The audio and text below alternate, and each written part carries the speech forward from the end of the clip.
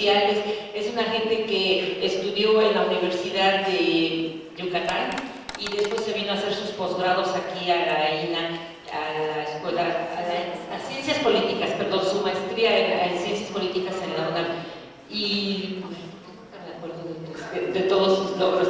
Sí, es cierto. Estudió la carrera en la Universidad de Yucatán, después se vino a la UNAM y ahí se graduó con honores. Y todos los que vieron su currículum que les envié, tiene un amplio trabajo en diferentes áreas, tanto en el área de las religiones, donde también es partícipe de las asociaciones más importantes aquí en México, con el doctor Edema Ferrer, que ustedes también ya conocen, y por otro lado también es articulista, también he estado escribiendo artículos de opinión en diferentes periódicos en el sureste mexicano, y por otro lado coordina otra serie de trabajos y ahorita está involucrado en un proyecto muy importante que se llama Globalización, Fronteras e Integración, donde intervienen diferentes intelectuales y analistas de varios países en todo el mundo, donde están analizando los impactos de la globalización en diferentes regiones. Y él, por su cuenta, está enfocado en el ámbito de la península de Yucatán, zona geoestratégica para nosotros y para el mundo. Entonces, el día de hoy él nos quiere venir a compartir aquí el trabajo que están realizando en ese ámbito, además de que ustedes como sociedad civil también le den sus opiniones respecto a lo que está pasando en ese aspecto. Los dejo con el doctor Iván Franco para que nos explique todo su trabajo y después procedemos a las preguntas. Les voy a pedir de favor que apaguemos nuestros celulares, de que cuando el doctor esté exponiendo, eso es de mi cosecha, no me lo dijo él. Tratemos de guardar silencio, de no pararnos, no hacer mucho movimiento, porque a veces eso distrae un poco la atención del orador. Entonces vamos a tratar de guardar un poco nuestra inquietud por un rato, y después en la ronda de preguntas y respuestas el doctor recibirá una ronda de unas 5 primeras preguntas, él las responde y vamos a otra ronda de 5 preguntas para que se haga ágil la sesión. Muchas gracias y recibámoslo con un fuerte aplauso. Muchas gracias de nuevo. Es para mí un honor, un placer estar una vez más aquí, sobre todo como expositor aquí en el local de la Brújula, y sobre todo con este tema que tiene un poquito una historia un poco chistosa de cómo me involucré. Yo estoy evidentemente centrado en otros temas, y fue obviamente una invitación de un compañero que en realidad era en ese entonces el coordinador de este proyecto que empezaba, y me sugirió que yo me involucrara, ¿no? Me dice: tú has trabajado siglo XIX y demás, por allá puedes alcanzar algo. Pero yo estaba un poco como, evidentemente, tenso y nervioso de involucrarme en el trabajo, porque evidentemente se distrae, pero lo interesante es que uno descubre en ese proceso que no está solo uno trabajando en ese tiempo, porque en realidad hay muchos que lo están trabajando, pero entonces uno tiene que definir, bueno, en dónde puedo, cómo puedo yo aportar. Entonces es así como fui definiendo y obviamente decantando el tema de investigación. Ya tenemos alrededor de 1 año y medio que estoy involucrado, ciertamente en ese proyecto que en su última definición, les doy el nombre más preciso para que ustedes vean un poquito el alcance, se llama Planes Geoestratégicos, Migraciones y Desplazamientos Forzados en el área del Proyecto de Desarrollo e Integración de Mesoamérica. Aunque al final de la exposición doy los créditos de los compañeros quienes participan, básicamente los 3 o 4 países que estamos de manera mucho más directa involucrados, en realidad hay muchísimos más investigadores, ¿no? Y en la invitación que a mí me hace, evidentemente me sugiere un trabajo, ¿no? O sea, ¿qué está pasando ya? Y es así como fui definiendo un trabajo que en un primer momento, de hecho así lo voy a entregar, lo traigo precisamente para presentar mañana en un ámbito más de compañeros que forman el trabajo, que se llamó Multinacionales y Apropiación Territorial en la Península de Yucatán. Algo de eso vamos a ver acá. Y lógicamente con el desarrollo del trabajo, obviamente el acercamiento, la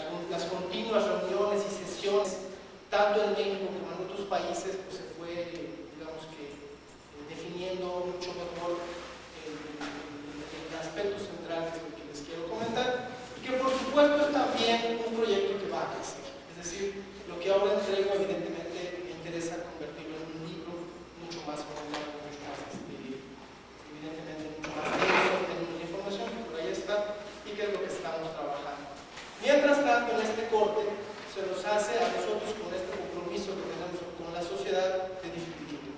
De hecho, este es el tercer espacio en el que me corresponde comentarnos una primera exposición a un sector también de compañeros trabajadores, después a un sector de alumnos de Yucatán, y este es el tercer, evidentemente, foro, todos igual de importancia, de relevancia, y todas las preguntas que luego salen al final. Bueno, con esta exposición que me interesaba darles, si me hacen el favor de apagar la luz para que vean bien los... Empezamos con la introducción de ese tema que es la península zona costera. ¿Y a qué nos referimos con eso? ¿No? Hacemos siempre un breve recorrido entre geográfico, histórico y de qué estamos hablando. Pues este es un mapa que por ahí está en muchos lugares y vemos toda la riqueza que ustedes han rodeado obviamente a la península. Acá tenemos, por cierto, un mapa que nos ayuda a ver cómo es esta planicie, ¿no? Y en general, pues cuando consultamos fuentes coloniales y demás, nos hablan de la pobreza, de la zona, etcétera, etcétera. No es un poquito como el tono general, ¿no? que se tiene, ¿no? Pero sabemos que por muy pobre que sea la región, siempre hay riqueza entre humana y obviamente recursos naturales, ¿no? Entonces, pues bueno, la península, como ustedes saben, es una región tropical ubicada en el sureste de México. Seguramente en este momento ustedes están pensando, bueno, ¿qué ha ocurrido en la península históricamente? Bueno, ahí se dio la experiencia del socialismo, ¿no? Ahí estuvo el Nequén, que también es muy interesante en términos de toda la riqueza que generó en ese momento, etcétera, etcétera. Pero eso fue básicamente en Yucatán, ¿no? En parte de Campeche, hay toda una historia ahí detrás. En la actualidad, obviamente viéndolo como objeto de estudio, pues integran 10 estados con una población cercana a los 3,5 millones de habitantes. O sea, visto en términos de densidad poblacional, pues digamos que todavía es una zona poco poblada, ¿no? Y acá vemos, ¿no? Se trata de una planicie, como ustedes saben, cuya vastedad territorial y riqueza costera, que ya vimos en el mapa, pues tienen evidentemente una historia compartida de producción y explotación de recursos primarios, como ya señalamos, a todos los niveles, tanto para la sociedad local, nacional e internacional. Y cuando decimos local nos referimos incluso a la época prehispánica. La península de Yucatán, los mayas, antes de la conquista, tenían un gran intercambio comercial con el centro de México y con el centro de América, ¿no? O sea que lo que ahí se producía, lo que se demandaba era evidentemente muy importante. ¿Cuándo empieza, como que de acuerdo a este concepto de la globalización, cuándo empieza en realidad a integrarse un comercio más amplio en términos de mercado? La península es más o menos al 93, entre 1793, y esto se prolonga más o menos hasta 1980 del siglo pasado, obviamente con la producción de Nequén, que fue la base obviamente del desarrollo del estado de Yucatán. Ahora, viendo a la península en su dimensión, como sabemos, a mediados de los 70 entra Campeche también a este escenario con el petróleo y sobre todo Quintana Roo con el turismo, si bien ya antes había sido una fuente importante de explotación de madera y de otros recursos con el chicle también. Y como ustedes saben, es haciendo también una cultura milenaria, que es lo que también importa resaltar, en términos de que dejó un vasto legado material y inmaterial. Material importante en el sentido de que, como nosotros sabemos, hay una gran cantidad de ciudades prehispánicas y que forman parte de esto que vamos a discutir ahorita, en términos de cómo nos están mirando de fuera los capitales, ¿no? Están redefiniendo sus intereses hacia la península, ¿no? Y un aspecto importante en términos de antecedentes, como desde más o menos la década de los 50, pues empieza a generarse o a quedar bien claro que es una zona de destino turístico internacional relevante. Ya estaba de alguna manera Chichén Itzá y Uxmal como que en la boca de mucha gente fuera, obviamente, no solo de México, sino de otros países, y por lo tanto ya teníamos allá, en el caso de Yucatán, una fuerte afluencia de visitantes, ¿no? Ahora, lo que pasa es que ya entrando más a la actualidad, y un poquito para empezar a resaltar este contraste entre lo que ocurre, la economía yucateca básicamente está terciarizada. Y esto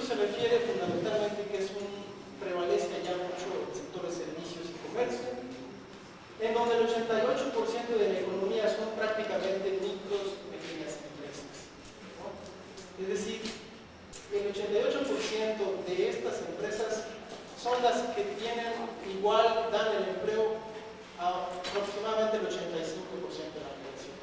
Una población que prácticamente vive amplios sectores de toda la península, básicamente a partir de sus autoingresos, literalmente, ¿no? Esto ha sido pues relevante, notable, por lo que evidentemente también vamos a ver en el desarrollo de la exposición, ¿no? Esto es un mapa que nos permite ver cómo estuvo poblado antes de la conquista, precisamente. La península, estas son algunas de las ciudades más importantes del norte de la península, como ven un poquito hacia Campeche y el norte de la península, un poquito para entender que había una importante densidad demográfica en la península y que ciertamente con la colonia también va a decaer, como pasó en general en todo Mesoamérica. Ahora bien, como ya vimos que desde hace ya varias décadas, en la península en general empezó a ser considerada como una región de alta prioridad por los intereses del Estado global.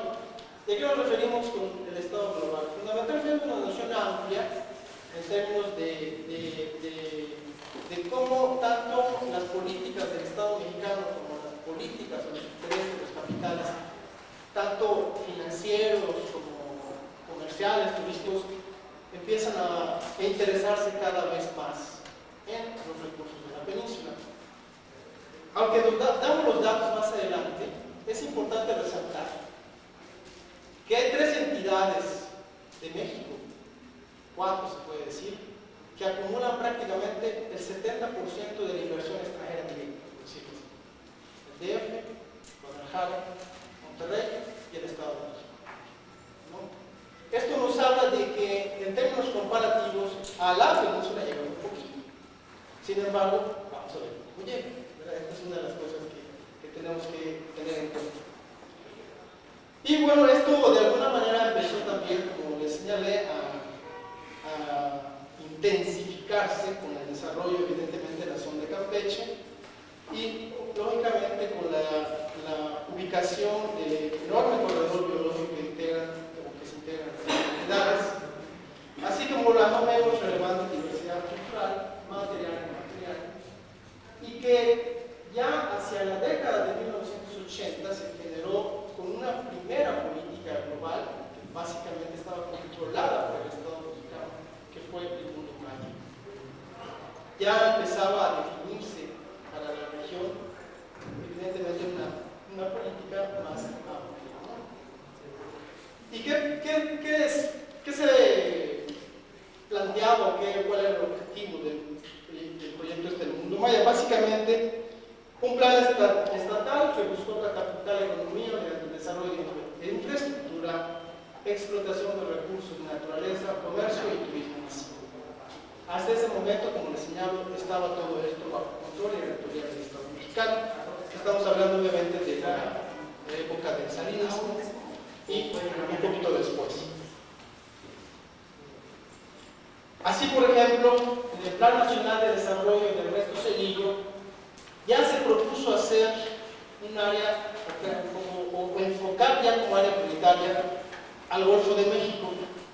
Es decir, de pronto aparece que no solo era interesante desarrollar esto, sino que empieza a aparecer también el Golfo.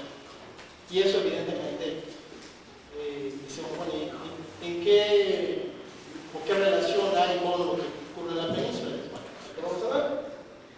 Y ya con Vicente Fox, de pronto se anuncia de manera abrupta, porque nunca había estado, según al menos yo lo recuerdo en sus programas de campaña, el Plan Puebla-Panamá. Se extendió más, ¿no? Ya esto integraba a 9 estados del sureste de México, en el que se planteaba que se requerían hacer una serie de inversiones en infraestructura, carreteras, turismo, etcétera, etcétera. Y más adelante también el Plan Puebla-Panamá, con todo y que tampoco digamos que fue o ha sido exitoso, pero ahí están los planteamientos básicos que intentan precisamente captar o generar estas inversiones. Se amplió a lo que se le llama esta fusión entre el Plan Puebla-Panamá y el Plan ya se integra, ya se amplía prácticamente siempre a esas nueve entidades que conforman el sureste, con Centroamérica y llega hasta Colombia. Esto es para que vayamos viendo y tratando de ubicar cómo nos ubicamos nosotros en la península y qué específicamente es lo que ocurre allá. Un aspecto importante que empezamos a descubrir cuando hacemos este trabajo es, porque dice uno, bueno, están llegando capitales o se anuncian programas, por ejemplo, para que se desarrollen empresas productoras de piezas de naves espaciales. Se dice igual que van a llegar refinerías holandesas, o se dice que van a tratar de desarrollarse ciertas zonas como para cierto tipo de especialistas o de población con altísimos ingresos, sobre todo en dólares, y eso todo en la península, sobre todo en Yucatán, ¿no? Después se habla un poco de México, y dice, bueno, ¿esto por qué? ¿No? O sea, ¿por qué llega? ¿No? Uno infiere, bueno, ¿será porque el petróleo? ¿Por qué? ¿No? Y entonces, si ustedes recuerdan, hace 65 millones de años, cayó ya, obviamente, con la intervención de geólogos y de toda la tecnología satelital que ya prácticamente mira que hay hasta 10-12 kilómetros debajo de la superficie de la Tierra, pues empieza a aparecer primero como hipótesis, luego como teoría y luego como comprobación. Por allá cayó un meteorito, ¿no? Y en general los meteoritos dejan siempre legados de minerales muy relevantes. Ahorita vamos a ver cómo los ubicamos, ¿verdad? Ahí está un poquito lo que les explico, ¿no? Que aparte de todo este debate en términos de lo que implicó para la vida, para etcétera, etcétera, que también es muy interesante y que no está de más, evidentemente, saber y entender, pues, por ejemplo, yo me encuentro, por ejemplo, un trabajo relevante de una serie de geólogos australianos que dicen, donde impactaron meteoritos de tales características, hay petróleo. ¿No? Sí. Y además de petróleo hay otros minerales, que ahorita vamos a ver. ¿No? Entonces, lógicamente esto genera en esos ámbitos un gran debate y obviamente un conocimiento que va avanzando, que no necesariamente se hace público a un gran nivel, pero que ahí está. Y entonces, por ejemplo, vemos cómo precisamente en los lugares en donde hay gran riqueza petrolera o determinados minerales, ¿están acaso los países, digamos, con gran desarrollo o gran dependencia de estos productos, ¿verdad? O que ya son áreas de gran conflicto, ¿verdad? Y entonces nosotros vemos que aquí aparece ¿verdad? El que impactó Yucatán. Pues lo que nos hace especial, o sea, ¿por qué de pronto empiezan a decirnos que aquí pueden llegar tales o cuales empresas o tales o cuales capitales, ¿no? Por eso nosotros planteamos, ¿no? Entonces, ¿por qué hacia el 2001, sin haber sido parte de la campaña de Fox en ese momento, sale a la luz pública un plan de desarrollo para 9 estados, ¿no? Para 7 países de Centroamérica? ¿Y por qué en esta primera década las bases militares en Estados Unidos ya han crecido en esa área, ¿verdad? O sea, son preguntas que uno empieza a hacer.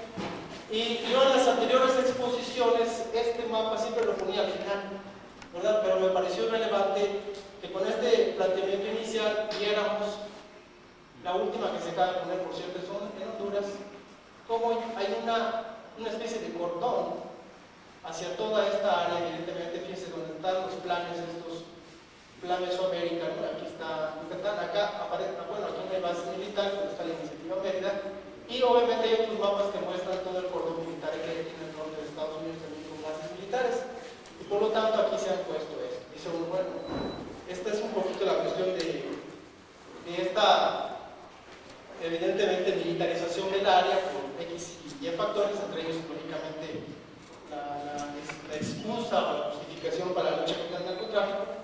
Pero vean ustedes, esto es muy reciente en términos de bases, ¿no? Hay algunos analistas que le llaman, por ejemplo, a este cordón de bases militares como la segunda frontera, ¿no? En términos de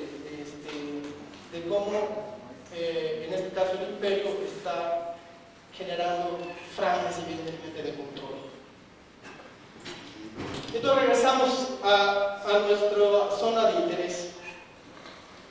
Evidentemente los descubrimientos y confirmación con base a estos estudios científicos de existencia de recursos energéticos estratégicos en esta zona, digo, lo pongo como pregunta, ¿no? ¿Tienen acaso vínculo con esta creación de nuevas fronteras económicas, militares, financieras y demás tácticas de colonización global y de territorial entre regiones, ¿verdad?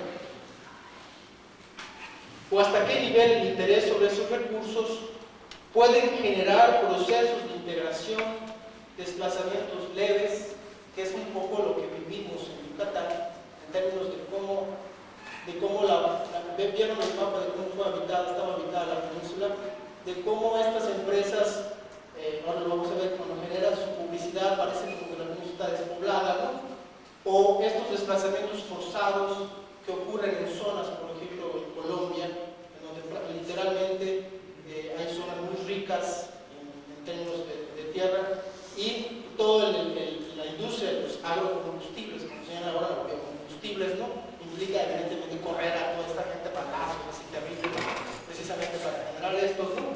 Nosotros lo que hemos visto en Yucatán es que estas cosas son como, incluso apechugaditas por el propio Estado, tanto federal como estatal, ¿no? Para decir, hay gran desarrollo, ¿no? Y están llegando empresas que se apropian de 1000 hectáreas, 800 hectáreas, etc., ¿no? Entonces dice uno, ¿hasta qué nivel el interés sobre esos recursos pueden generar estos procesos, así como el arribo de capitales agresivos para explotación en beneficio de las multi y las transnacionales? ¿No? Por ejemplo, esta es una mina de níquel que está en Ontario. Como vieron, en Canadá hay un chorro también de impactos que dejaron evidentemente mucha riqueza. Lo que pasa es que hay unos geólogos canadienses que estudiaron la península, que tienen un informe así de este tamaño, que es su tesis doctoral, en donde habla de que la textura y mineralogía de las piedras de Chicxulub, por cierto, se me olvidó decirles que precisamente ahí nos impactó el cráter de Chicxulub, es un pueblo de origen maya, por eso se llama el cráter de Chicxulub, en donde las investigaciones que se han hecho hasta 11 kilómetros de profundidad señalan que son similares a las del cráter de Ontario, considerada la mina de níquel más grande del mundo. La estructura de Chicxulub, señalan ellos, origina no solo depósitos de hidrocarburos alrededor de la zona de impacto, sino también de sulfuros metálicos de gran valor económico, como petróleo y gas natural. Este es un mapa que me encontré, que felizmente no se ve muy bien, pero que aquí muestran, aquí está la península, estos son puros depósitos de gas natural. Ven ustedes toda la franja de gas natural. Evidentemente en esto hay interés de las empresas que pueden explotar esto, que están desarrollando la tecnología para hacerlo, ¿no? Por eso dice uno, bueno, no es fortuito el impulso de estudios geológicos y en general del subsuelo en todo el mundo a partir de estas décadas, ¿no? Evidentemente existe ya una acumulación de datos e información sobre las riquezas causadas por los impactos de meteoritos que la geología avanzada ya estaba evidentemente concluyendo y que, bueno, no estábamos nosotros al margen. Yo aquí siempre el comentario, y lo he hecho igual en Yucatán, no les gusta obviamente a algunos seguramente, porque digo, ¿por qué no tenemos entonces nosotros alguna carrera en geología, verdad? Y que estemos creando nuestros propios geólogos para decir por qué lo tenemos que hacer, ¿no? Por dónde tenemos que ir. Entonces ahí está la rotación, claro, tenemos a la UNAM, tenemos, pero bueno. Eso sí, los países con un desarrollo tecnológico relevante, que son los que han desarrollado sus estudios, pues son los que permiten redefinir estas áreas, ¿no? A nivel mundial. ¿Y cuáles son? Japón, Canadá, Noruega, Inglaterra, Estados Unidos, incluso Brasil, invierten sumas muy fuertes para esos estudios a partir del 80, ¿no? Coincidentemente son muchos de los inversionistas que ya en la década de los 90 y todo el principio del 2000 empezamos a observar que quieren venir a invertir, obviamente a México y en particular a la península, ¿no? Este es un ejemplo más. Vean ustedes lo que se ha detectado, y déjenme decirles que no me quedo con una sola cosa.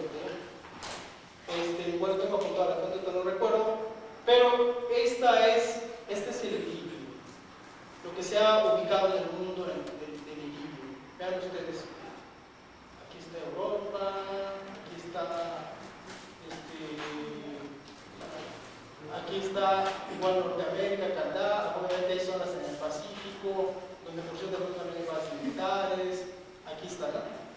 Y aquí también está la península, ¿verdad? Esta es una fuente más, el iridio, ¿no? Ahorita vamos a ver el uso. En el caso de esta región, como les decía, ya a partir del 85 empiezan a alentarse los estudios, más o menos en un lapso de 20 años y hay como resultados concluyentes muy interesantes.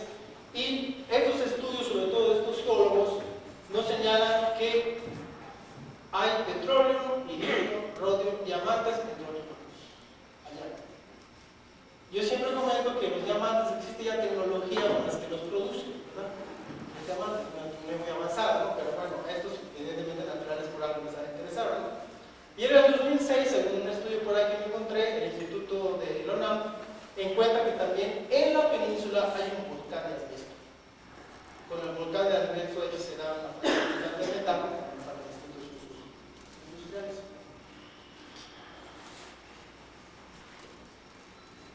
No, gracias. Ahora vamos viendo, porque esto también está siendo punto de un debate muy interesante que evidentemente conviene también. Estas son las zonas petroleras del mundo según 2005, ahorita no recuerdo la fuente, pero según esta fuente, que si mal no recuerdo es americana, es gringa, la zona número 1 es esta, la 2 aquí está. ¿Se acuerdan los impactos que había acá también? La zona 3 está por acá. La zona 4, ahí en el norte de Europa.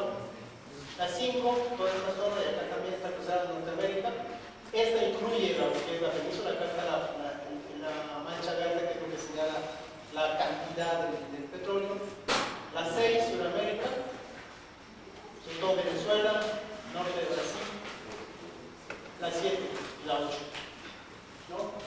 Esto es relevante porque ya está dando pie a un debate muy importante, incluso entre geólogos, entre ingenieros, que tienen evidentemente una visión y una propuesta importante, que evidentemente aceptan un FED del Estado mexicano, pero que dicen, bueno, a ver, no somos tan petroleros, ¿verdad?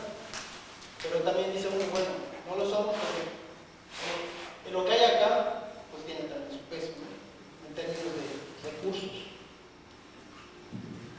Entonces, los descubrimientos de esta riqueza, que incluye evidentemente el petróleo, están marcando, por supuesto, como les comento, una nueva tendencia en el arribo de estos capitales. O sea, ya no solo el turismo, sino que empezamos a ver que ahora quieren desarrollar otras cosas, ¿no?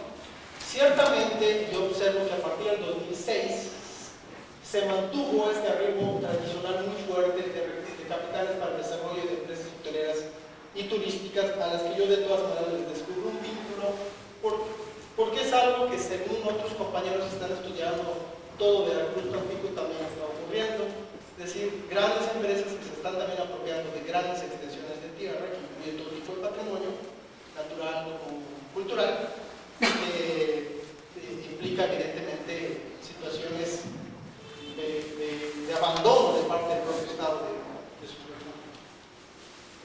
Bueno, esto es una fotografía, no está muy clara de más o menos cómo se localiza el petróleo. Esta es fuente inglesa de 2006 de zonas de petróleo también. Y ellos dan porcentajes. Esto ya se refiere a porcentajes de lo que es las reservas mundiales, ¿no? Dice, Medio Oriente tiene este porcentaje, ¿no? Casi ya no hay que comentar por qué estos conflictos, ¿verdad? Europa y Eurasia tienen este porcentaje, Centro y Sudamérica tienen este porcentaje, África, muy parecido a lo que es Centro y Sudamérica, aquí está América del Norte, lo que nos incluye, y la zona de Asia-Pacífico.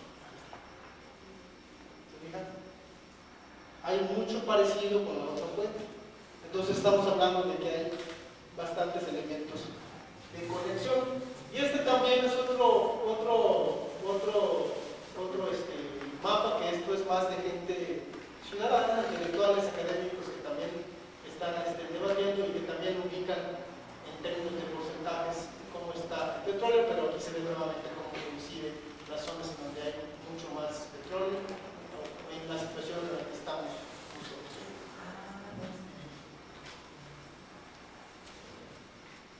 En este sentido vemos que la península y el área del Golfo quedan dentro de este espectro.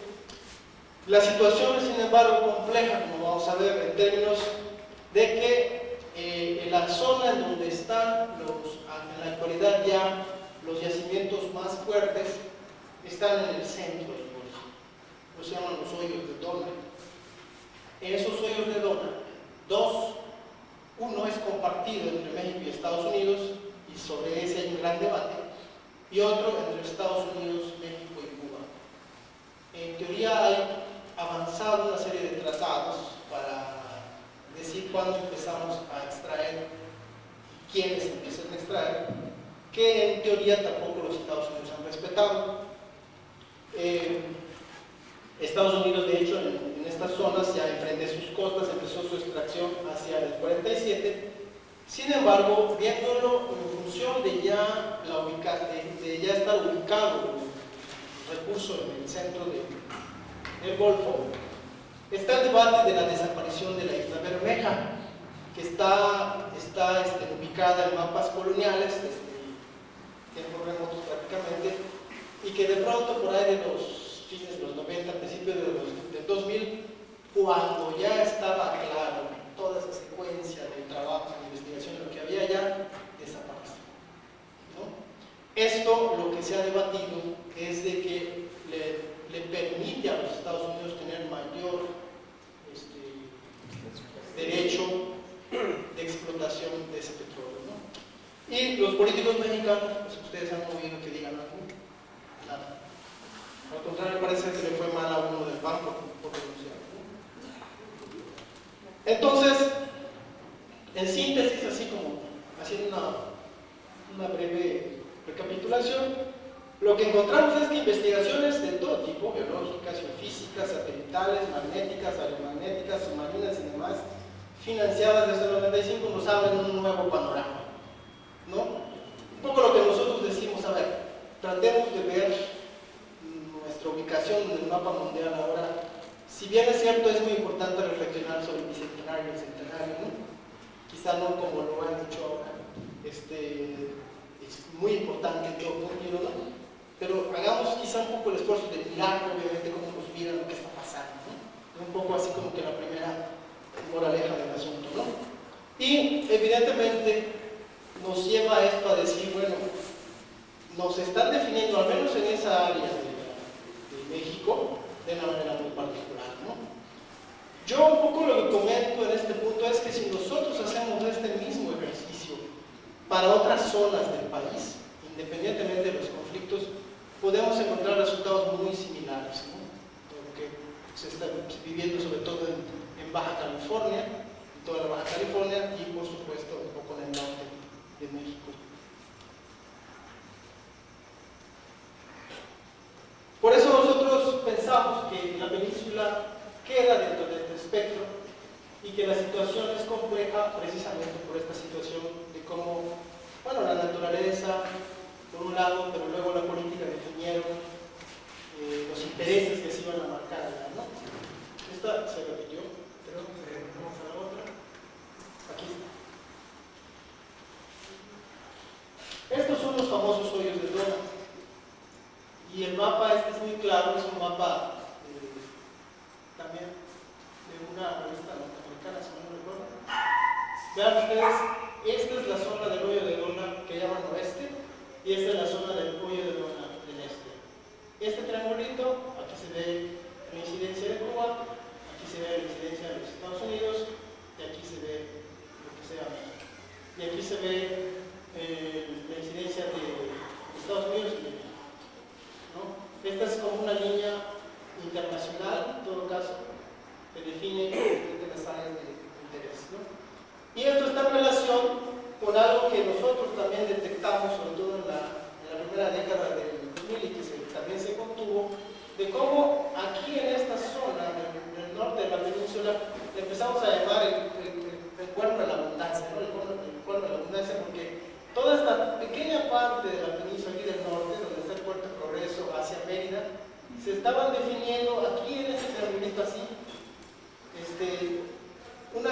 cantidad de compra-venta de terrenos, se amplió a 4, 8 carriles la carretera de Mérida Progreso, compra de propiedades, y los que estaban comprando eran empresas holandesas, españolas, gringas, y hablaban evidentemente de generar allá empresas de refinería, o sea, era una cosa así prácticamente despiadada.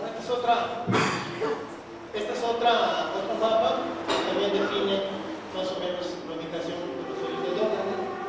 Yo, consultando con algunos ingenieros, incluso en alguna ocasión aquí con un ingeniero de México, teníamos el debate porque también hay especialistas que dicen que no existe todavía la tecnología para la extracción de petróleo en aguas profundas a 3.000 metros de profundidad, que es la profundidad que hay acá, 3.000 metros, ¿no? Y en parte consideran ellos que este problema que hubo acá con la British Petroleum precisamente se debe a que aunque la Deepwater era una de las plataformas más avanzadas en términos de tecnología, que solo alcanzaba 1.400 metros de profundidad, generó ese conflicto, ¿no? Y hay quienes dicen, también gente que conozco, ingenieros, que conocen mucho más a fondo el aspecto tecnológico, que sí existe tecnología para pipetear, para extraer, incluso sin necesidad de data, ¿no? Pero esto es algo que sería obviamente interesante tener a estos especialistas que nos expliquen por dónde va el asunto, ¿no? Porque es contundente quienes señalan, por ejemplo, que las empresas, algunas de las principales empresas de desarrollo tecnológico extractivo de petróleo están en Texas y que se anuncia por internet, dice ya llegamos a 1.500 metros, ahora contrátenos, ¿no? O dice ya llegamos a 1.550 con las laptops, ¿no? Ya tiene, ya lleva a los niños al baño, entonces cómprenla, ¿no? Entonces casi así se pelea en un momento dado el que sean contratados para la extracción, ¿no? En fin, bueno, acá esto ya lo habíamos llegado, no sé por qué se repitieron este es un recuento evidentemente de cómo se ha, les digo, estos trabajos, estas investigaciones han revelado que existen este tipo de minerales. Cuando les hablan en la península, está hablando hacia el norte de la península, en la zona de impacto, ¿no? Y que son a distintos niveles, porque lógicamente la plataforma continental va bajando y ahí están los distintos niveles, ¿no? Por ejemplo, se habla de rutenio y tiene esas aplicaciones, ¿no? Por ejemplo, el rutenio, ¿no? Se habla de zinc, presencia de zinc y ese tipo de uso, ¿no? Vean, industria aeroespacial para misiles y cámaras espaciales por su óptimo rendimiento por unidad de peso y baterías sin aire para computadoras portátiles. Estas son de las empresas que de pronto se anuncian, ¿no? Que se podrían instalar. Obviamente están instaladas por otro lado de México, ¿no? Pero sí, bueno, es un poquito lo que señala. Y bueno, el otro uso, piezas de fundición inyectada, ¿no? Aquí también señala que hay paladio y los usos, ¿no? Los usos en general que se lleva para los que puede usarse el paladio, ahí están. Les doy un ratito para que lean el contenido. Ahí vean para metales preciosos, para etcétera, etcétera. Hay iridio, obviamente, es uno de los materiales que más se localizan. El iridio, como ustedes saben, pues llegó a la Tierra básicamente con los cometas. Entonces, ahí donde hay impactos importantes, pues evidentemente mucha abundancia de iridio, ¿no? Impactos importantes son impactos muy, muy grandes, ¿no? O sea, impactos de meteoritos enormes, ¿no? Y el que nos tocó allá, pues fue del tamaño, dicen, del Monte Everest, ¿no? Más o menos. Hay platino, también, sus usos, joyería, contactos eléctricos, envases, lógicamente el diamante, que es también la que ya se ha detectado, ¿no?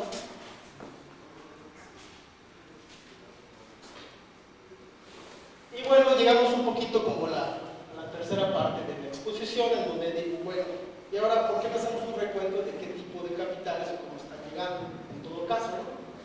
Y lo que nosotros encontramos es con este panorama, vemos que se mantiene lógicamente, ahorita vamos a ver las gráficas, ¿no? Una afluencia de capitales para desarrollos turísticos, pero con la característica ahora de que tienen la denominación de residenciales premium. Es decir, esto es para población de altísimo nivel de ingreso, o sea, propiedades que se venden en 2,5 hasta 3 millones de dólares.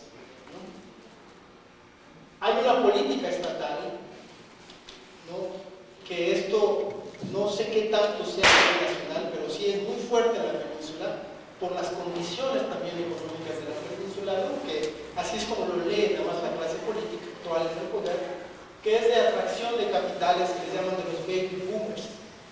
Los baby boomers son los hijos de los soldados de la Segunda Guerra Mundial, y cuando regresan a Inglaterra fueron protegidos.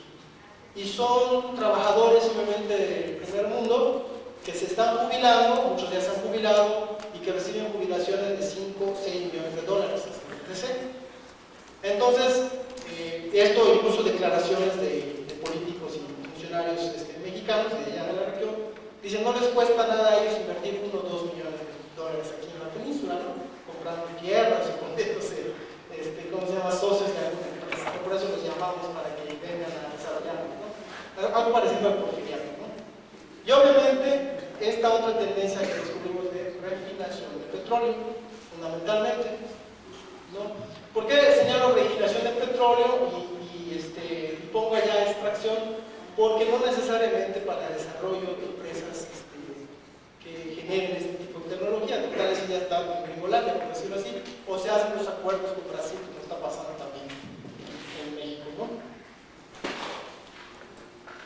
En los tres casos, sin embargo, hemos detectado una fusión entre la política financiera global con la, obviamente, política federal y estatal, en donde sobresale el protagonismo de grupos económicos y políticos diversos. Aún cuando los montos de inversiones se mantienen índices sostenidos en ramas, por ejemplo, como la hotelería, manufactura y el comercio, y el aliento a esas nuevas ramas es manifiesto o considerado clave para el desarrollo por la actual clase gobernante. Estoy hablando de la clase política ahí en los tres estados. Por cierto, ustedes se enteraron de esta explosión que hubo en el Gran Princess de la Riviera Maya. Esta es una de las pautas que encontramos allá, precisamente de estas grandes inversiones. O sea, son hoteles para alto turismo premium. Y allá en lo que se está debatiendo, pero bueno, los que de alguna manera conocen, dicen, hay una serie de violaciones en lo que es el respeto a la construcción en zonas de manglares y demás, que fue lo que propició una gran responsabilidad pues, a la hora de dar permisos y a la hora evidentemente de construir. Entonces, esta es una de las cosas que se está debatiendo en la península. Si quieren después, ¿no? Aunque lo relevante, entre otras cosas, es el lugar en el que se asientan las extensiones, en las que se asientan, etcétera, etcétera, ¿no? Que ahorita podemos también hablar de esto, ¿no? En fin, como les decía al principio, Campeche, Quintana Roo y Yucatán son entidades que conforman, fíjense, el grueso de 28 estados.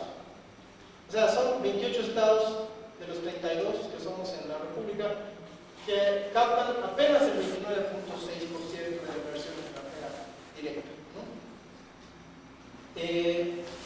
Datos aislados a partir de la presencia de multinacionales en la planicie permiten sugerir que esos porcentajes se incrementaron algunos puntos entre el 2002 y el 2008 respecto a su aportación conjunta con relación, obviamente, a la relación de la captación nacional. ¿Por qué puse esto? Les explico. Cuando yo empecé a trabajar este tema, es muy difícil, evidentemente, encontrar los datos fuertes. Encontré, sin embargo, que aunque se hablaba de un aumento importante de inversiones extranjeras, obviamente con todo lo que implica, del 99 hacia el 2004, en realidad lo que había pasado es que se iba cambiando hacia abajo. El flujo. Yo no sé, más o menos lo asocié y lo hice por entidad, y en las 9 hice, obviamente con los datos que pude capturar, publiqué gráficas de cada uno, publiqué además una secuencia general, y en ese trabajo que publiqué en el 2003 allá en la península decía, el plan Puebla programado fracasó, ¿no? Por esto y esto, ¿no? Inmediatamente fue muy chistoso. Al día siguiente estaba ya el secretario de Hacienda, ¿no? De Fomento Económico General, diciendo que no había fracasado, ¿no? Pero eran datos que ellos mismos daban de la inversión al activo. Dice uno, bueno, qué bueno que no vengan, ¿no? Porque vienen evidentemente a crear un chorro de daños, ¿no? Pero, sin embargo, a partir de esto, sí se puede sugerir que hay una especie como de repunte de todas maneras en inversión, un poquito evidentemente con lo que estamos viendo para la zona en la actualidad. Hay un aspecto interesante entre estas, porque de dónde vienen además estos capitales, ¿no? Y también hicimos el ejercicio de comparar los capitales de procedencia norteamericana con los europeos, y encontramos que los europeos alcanzan el 12.5% con respecto a los norteamericanos, ¿no? Y esto es para el caso de Yucatán, porque en el caso de Campeche y Quintana Roo las cifras no son del todo confiables, ¿no? Al menos hasta las que yo he podido alcanzar, ¿no? Y esto es obviamente al 2006, no se ha actualizado, porque tampoco hemos tenido suerte de poderlo actualizar, no creo que haya cambiado mucho, pero esto es más o menos cómo están llegando los capitales en la península. Allá tengo integrado básicamente Yucatán y evidentemente algunas cosas que he detectado para las otras dos entidades, pero vean ustedes los porcentajes de empresas y por ciento en términos de inversiones de capitales en la zona, ¿no? Estados Unidos, Canadá, Italia. Los italianos vienen y desarrollan muchas empresas de oro, ¿cómo se llama? De metales preciosos. España muchos hoteles y turismo. Francia, Reino Unido, China, Cuba, también tiene allá unas 10 empresas. Alemania, Islas Vírgenes, ya hay otras 56 con el 8%. Son como del 1%, punto tanto por ciento y da del 8%. ¿Y hacia dónde se van? Nuevamente para un recuento para toda el área, ¿no? Fundamentalmente hoteles y alojamiento, para confección de ropa, esto es algo parte de una política que también se puso boga sobre todo a fines de los 80 y que había elevado muchísimo, estaba casi al parejo en un momento dado con las de hoteles de alojamiento, pero ha descendido todo esto, o sea, las famosas maquiladoras. Hay otros servicios inmobiliarios, esos que sí, inmobiliarios 35.2, comercio de productos, no recuerdo bien, ¿no? Tejidos de punto, hilado, tejido, fibras, otras industrias de manufactura, fabricación de equipos de precisión. Esos de equipos de precisión son para medicina, odontología, etc., ¿no? Obras de urbanización, es decir, todas estas empresas que llevan para especular también con la venta de tierras, también de bebidas y tabacos y fabricación de sustancias químicas. La tendencia, como ven, de alguna manera se mantiene pese a que había como que ese anuncio hacia mediados del año, en la primera década de otras inversiones. Fuentes aisladas sugieren que, sobre todo en Campeche, diversas empresas vinculadas en el estado de Campeche, no en la ciudad, a la rama de hotelería y turismo, están programando, por ejemplo, inversiones de 600 millones de euros para megadesarrollos, ¿no? Obviamente esta cantidad, por eso lo que les comento del repunte, rebasaría más de un 1000% los montos de esta inversión de procedencia norteamericana, en este caso europea, invertidos en esta entidad en el lapso del 2001 al 2006. Aquí, por ejemplo, pues resulta obviamente obligado de pronto hacer una reflexión de esta situación que ocurrió en el 2008, ¿no? En noviembre del 2008, cuando en el accidente de aquí de la Ciudad de México, en Polanco, fallece el empresario de origen español, Mourinho, ¿no?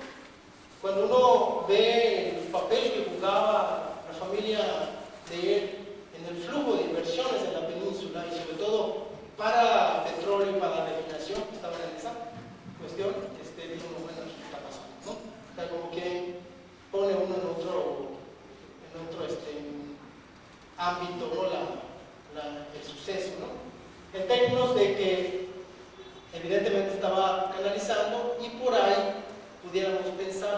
pesar de que había evidentemente una situación de conflicto entre intereses. Dicen autores, bueno, el capital no tiene nacionalidad, o el capital no tiene nacionalidad, pero bueno, igual y se estaba desplazando a otro nivel de intereses, ¿no?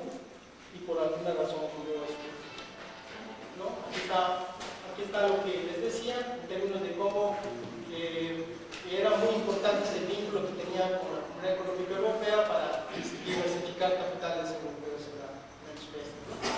Y aquí está señalado porque evidentemente esto es parte de un señalamiento público, ¿no?, de cuántos intereses tiene, no solo en Campeche, incluso en Yucatán a nivel de gasolineras y demás, ¿no?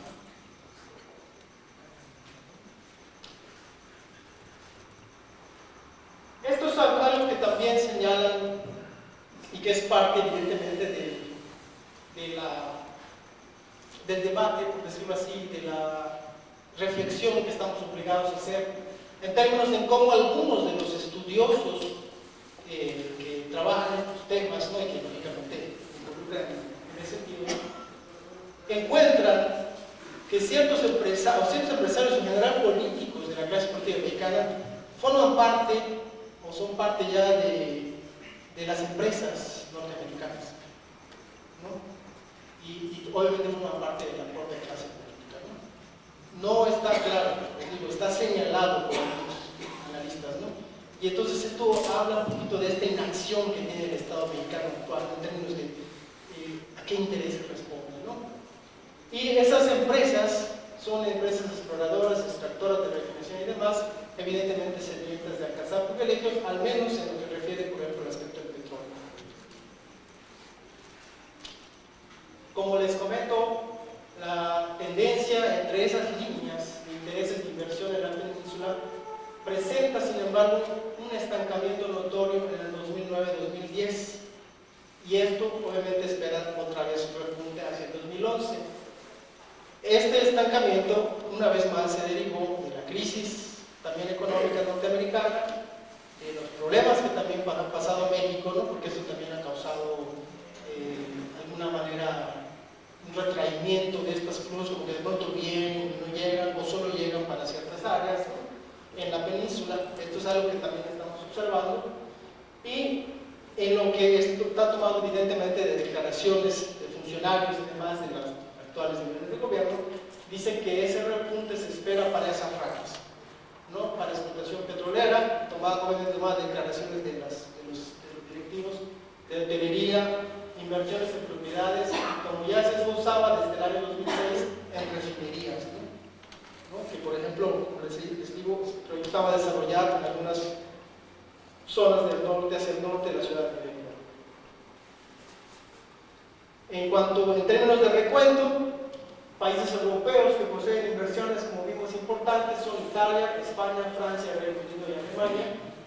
Diversas fuentes sugieren que, obviamente, entre estos años, ¿no?, han arribado capitales de procedencia española también para megadesarrollos turísticos, para plantas ensambladoras y también refinación petrolera.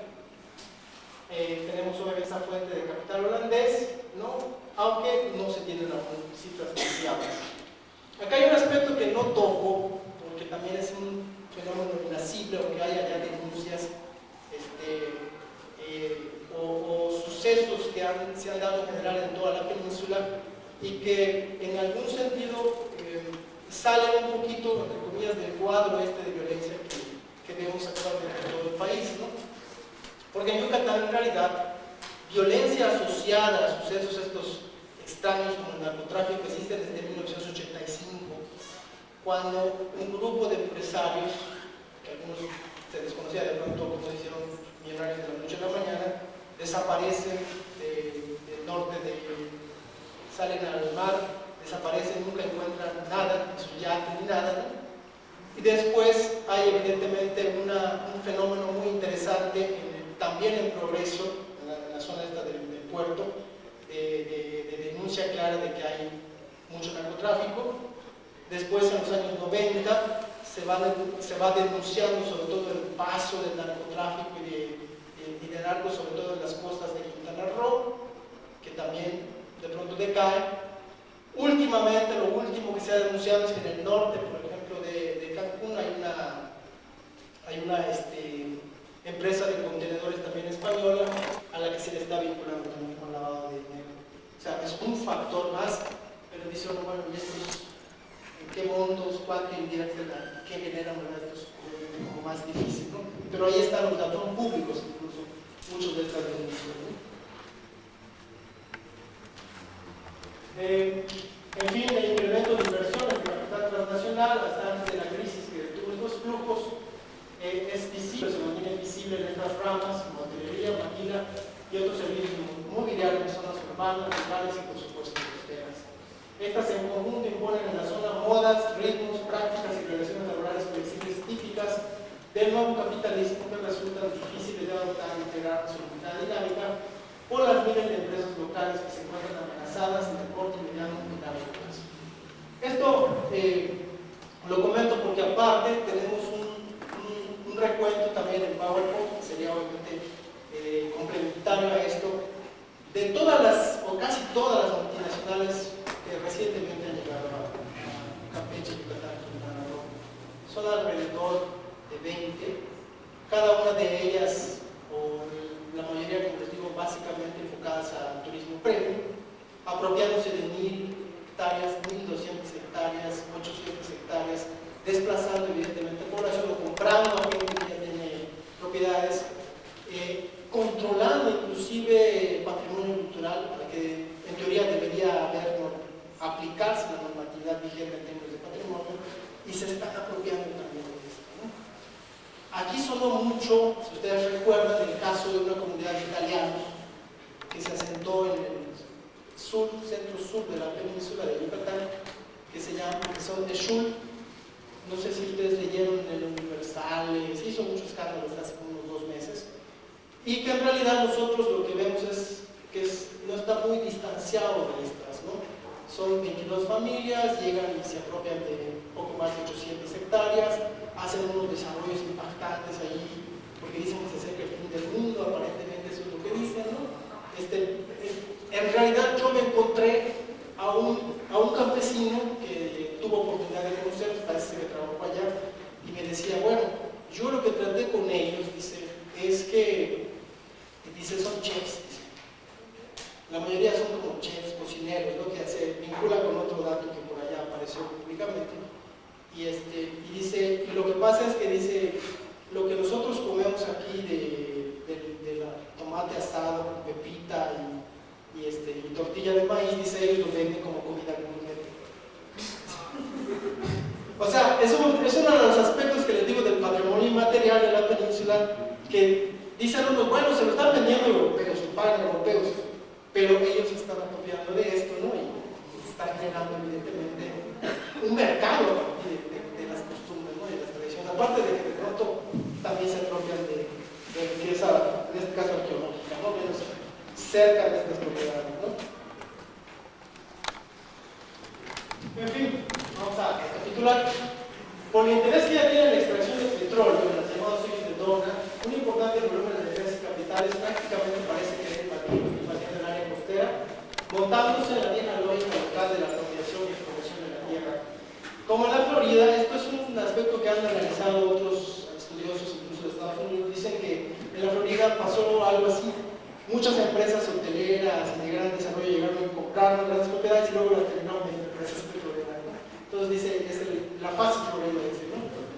Parece que están adelantándose a un proceso más agresivo de inversiones con todas las implicaciones de carácter político y estratégico que el nuevo fenómeno podría implicar por la ubicación, obviamente, que tiene la península y su cercanía con el otro, ¿no?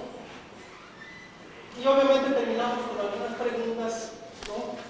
Ante la caída relativa de esta inversión en toda el área peninsular, el Estado no está invirtiendo prácticamente en esto, genera condiciones para la venta de grandes extensiones de tierra. A mí me parece que sí, ¿no? O sea, es lo que nosotros estamos viendo. Se avienta con ellos procesos de despojo y migraciones, sobre todo en Estados Unidos y Canadá, y aumento de la pobreza, así como crisis de las micro y pequeñas empresas, por lo que nosotros estamos viendo también, ¿no? O sea, estos aspectos, les digo, es algo que estamos observando, ¿no? Y bueno, esta es una como síntesis, es otro mapa de las bases militares, vean ustedes dónde están distribuidas, sobre todo allá en la zona de Centroamérica, ¿no? Y vean allá donde está el petróleo, por allá andan las bases, ¿no? Es así como que dice uno, puede uno mal pensar, ¿no? De que no voy asociado.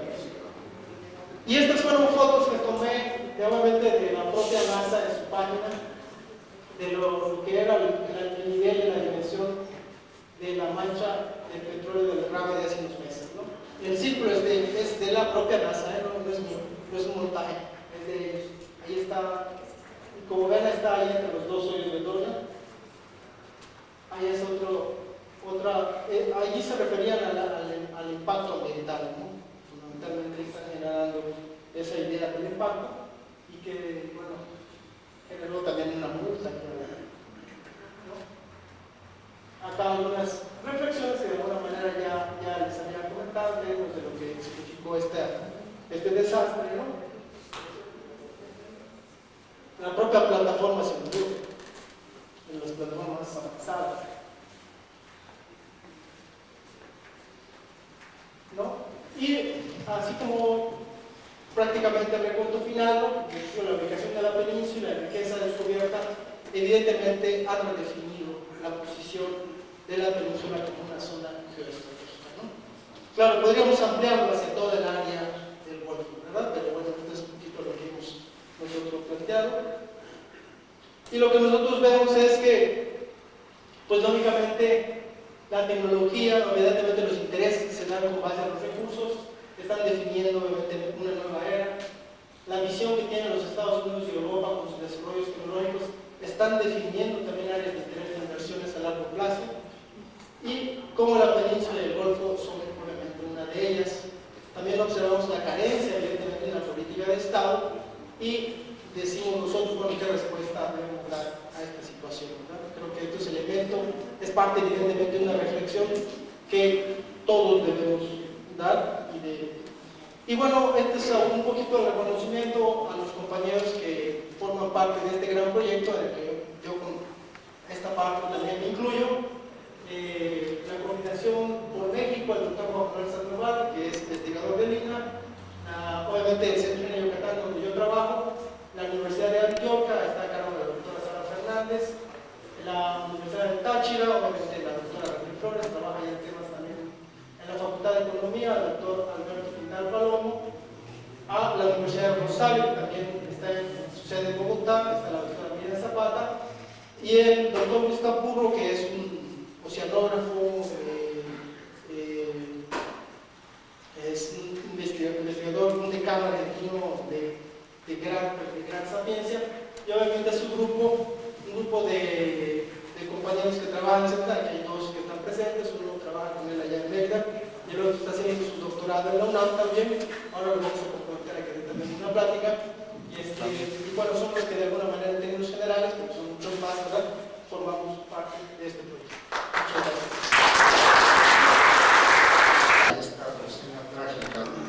Obviamente a nivel global. Empiezo entonces. Dice la ley que aprobaron los municipios que permite dar permisos. Miren,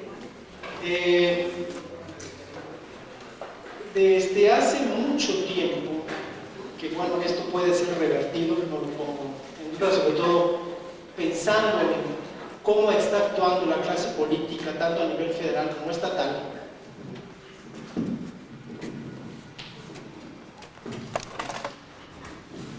Que los municipios, los estados, en particular los estados,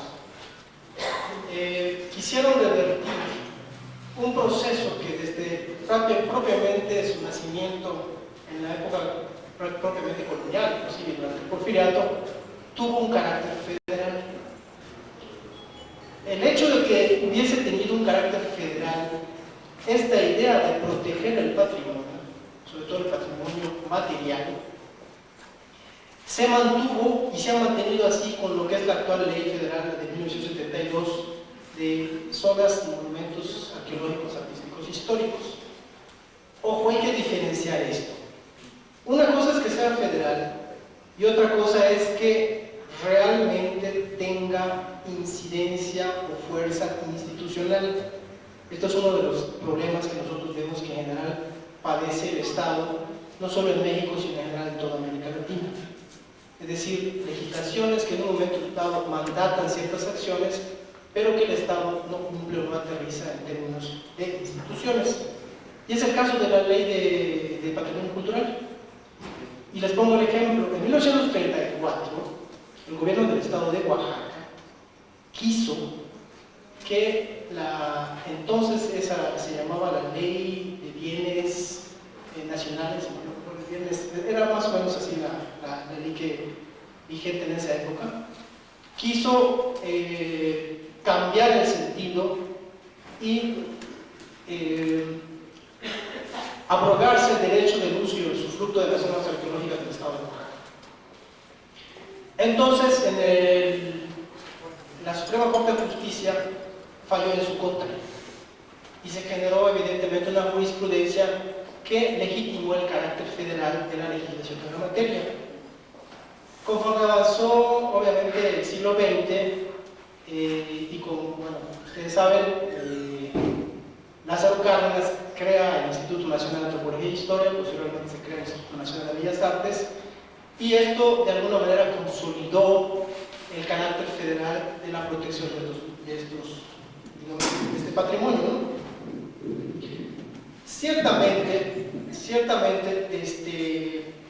esto ha sido, como en el caso particular de México y sobre todo en el siglo XX, una tensión constante entre lo que está legislado a nivel federal y que de alguna manera recoge el espíritu nacional, como señala un especialista en un libro muy interesante que se llama Estado-Nación sobre el patrimonio cultural, en la Ley Federal de Zonas y Monumentos Arqueológicos y en lo que implica el Instituto Nacional de Antropología e Historia.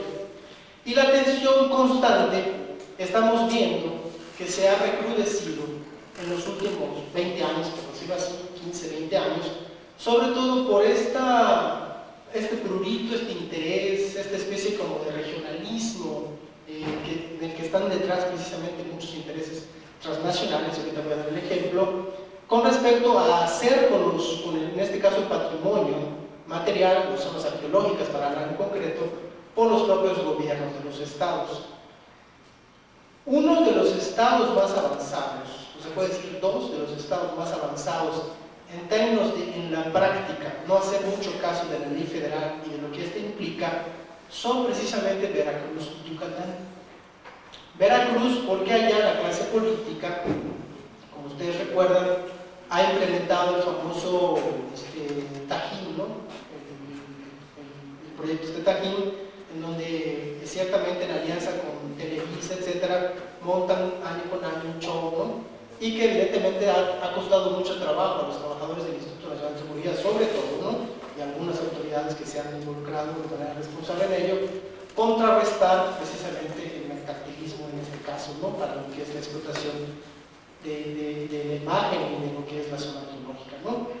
Y en el caso de Yucatán, en mediados de los 80, se creó un patronato que le permite a una instancia del gobierno del Estado administrar el ingreso de los visitantes a las zonas arqueológicas. Y lógicamente Cultur se ha convertido en un obviamente receptor de importantes de recursos que luego utilizan ellos como caja chica para determinadas cosas, porque los ingresos que entran que le corresponden al INE, en este caso a la Intención Federal, pues como está la legislación, pasan a Hacienda y Hacienda luego no las devuelve necesariamente al instituto, ¿no? Entonces, en los hechos están, ¿verdad? Los hechos están. Y también existe desde prácticamente fines de los 90 una gran acumulación de iniciativas legales en donde tanto en la Cámara de Diputados como en la de Senadores intentan precisamente los municipios meterse en la administración, en el uso y el usufructo de las zonas arqueológicas sobre todo. Para ser honestos, pueden haber muchas iniciativas, pero hasta la fecha lo que está vigente es la ley federal, ¿verdad? O sea, no hay, o sea, en la práctica, y ahorita voy a poner un ejemplo también, en la práctica no hay nada que mandate a las autoridades estatales y municipales a hacer un uso arbitrario de las zonas arqueológicas, ¿no? En los hechos, y dígamelo a mí que tengo un trabajo sobre ello, lo que está pasando es que estos grandes intereses internacionales globales están desplazando lo que inclusive de por sí estaba un poco débil, ¿no? Que es la aplicación de la ley. Está de hecho débil la aplicación de la ley, ¿no? Y en el caso más, el ejemplo más paradigmático una vez más es Yucatán, yo diría, ¿no? Aunque por supuesto hay otros lugares del país que están en situación terrible, ¿no? ¿Y a qué me refiero? Si ustedes recuerdan, en 1999 o en el 2000 se formó una fundación dirigida por un suizo que era asesorada por un exdirector general de la UNESCO español, del cual detrás hay muchos intereses de capitales españoles, que fundaron la New Seven Wonders, es decir, esta especie de franquicia internacional para usar las nuevas 7 maravillas. Era todo un plan, pues, todo un plan mercadotécnico para llevar a cantantes, que además los tienen todos contratados, ¿no? Y los pasan de una a otra, y a otra, y es lo que nos ha caído la Yucatán. En particular a Chichén Itzá, ¿no? El primero de los primeros fue Pavarotti, en el, no me acuerdo, 93 o 94, ¿no? Que lo llevaron a cantar, creo que en julio, no recuerdo bien la fecha. El señor solo pudo cantar 14 minutos porque había muchos mosquitos, y decía así, y estaba enojadísimo, no le dijeron que iban a haber mosquitos.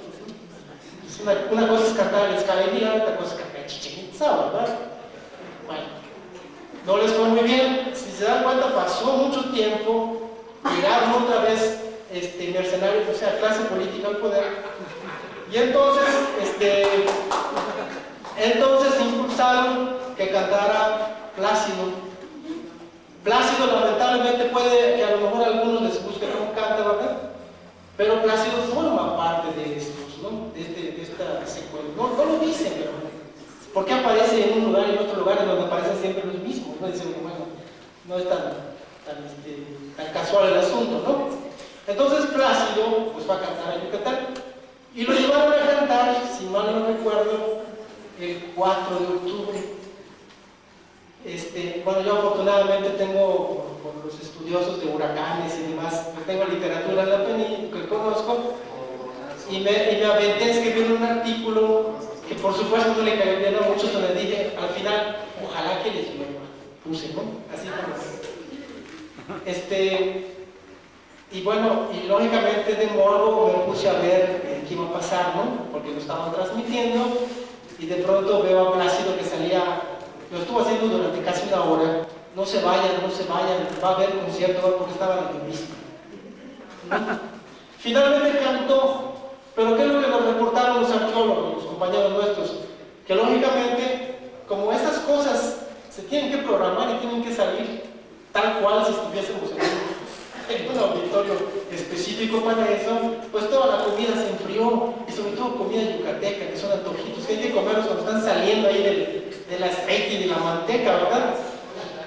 Todo la tiraron porque la gente dice, bueno, ¿qué es esto? ¿No? Entonces, bueno, este tipo de daños, ¿no? Este tipo de daños son ofensivos además, ¿no? Para la misma zona arqueológica.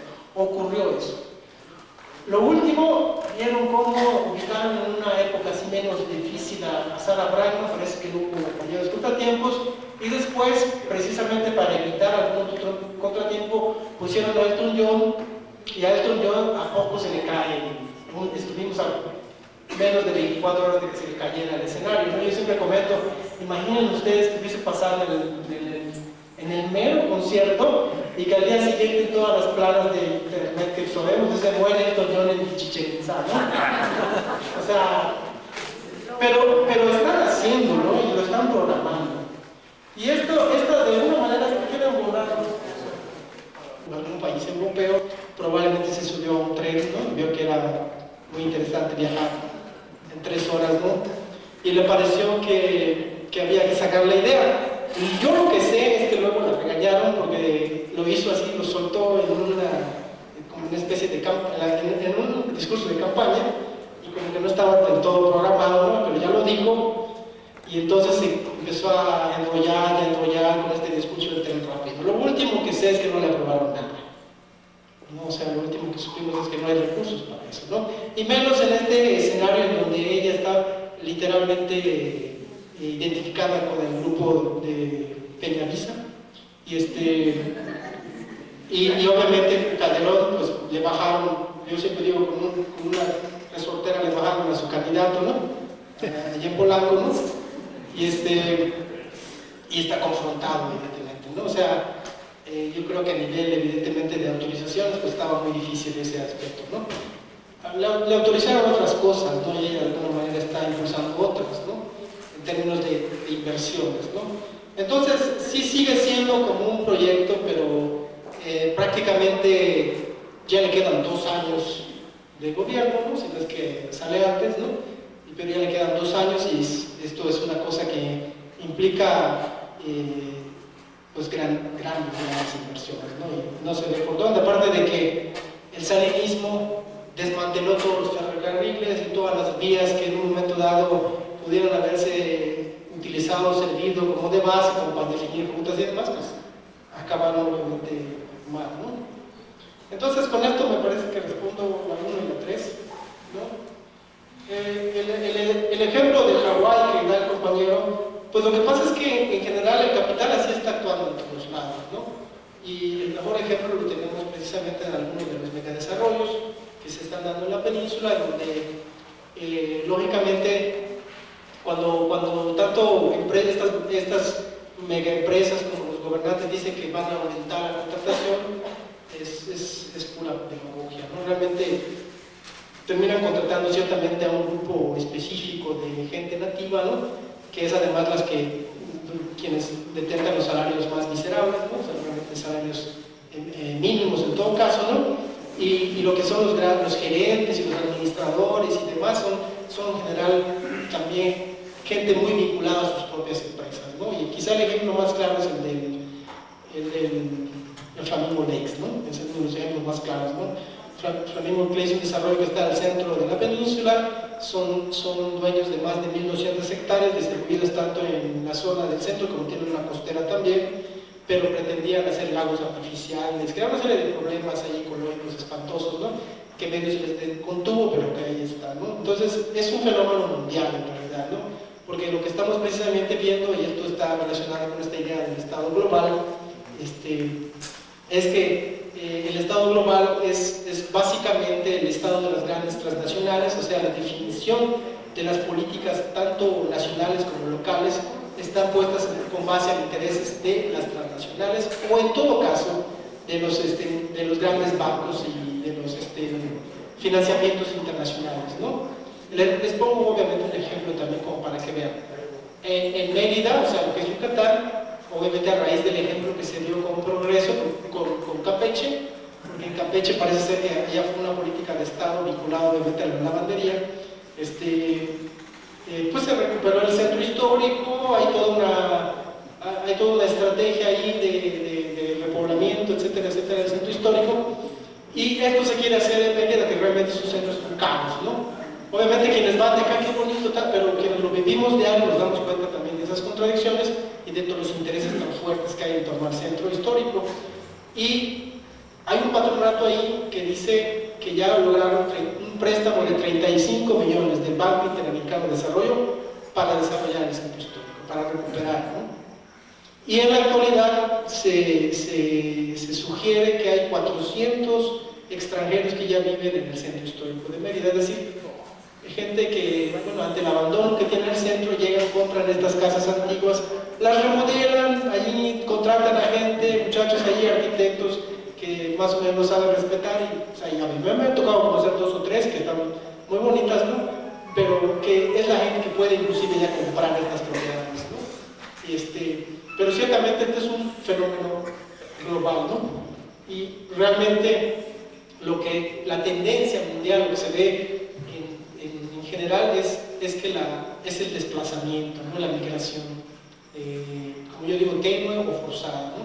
En el caso de Yucatán tenemos también el agravante, y esto fue muy claro porque quienes han estudiado los procesos migratorios fuertes, ¿no? Derivados además de problemas naturales, fue muy claro cuando el huracán Isidor en el septiembre del 2002 pegó de manera muy fuerte en 86 municipios del estado.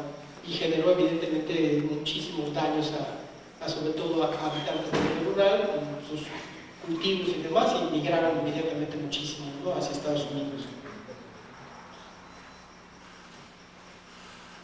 La del escenario lo voy a dejar para el final, ¿no? El compañero decía que es posible técnicamente 702 metros. No, es que es posible ya extraer petróleo a más de 1400 o 1500 metros. De hecho, parece ser que los noruegos y los brasileños son los más avanzados en cuanto a la profundidad extractiva, ¿no? Por eso hay algunos convenios entre México y incluso Noruega, no lo recuerdo, pero sí con Brasil, precisamente por esta capacidad, ¿no?, que tienen para extraer petróleo, ¿no? Y ciertamente, como ven, algunos de los materiales están muy relacionados con la era espacial, pero que, si ustedes recuerdan, esto ya es parte de un programa de los grandes estados de los imperios, ¿no?, la conquista del espacio. O sea, ya hay cada vez más y más planes, hasta para poner una base en la Luna y también, ¿cómo se llama?, explotar en un momento dado la Luna, ¿no? Esto ya se está avanzando. Entonces, áreas en donde encuentren materiales en la Tierra que les permitan construir este tipo de naves, pues evidentemente por allá se va a generar en un momento dado las políticas de desarrollo, ¿no es cierto? Ahí se pueden dirigir. Y nosotros lo que decimos es que, bueno, aquí no sabemos bien a bien qué tanto en un momento dado nos pueden tomar en cuenta, o sea, en términos de ubicar, o bien centrarse en lo que es evidentemente la parte energética tradicional que representa el petróleo.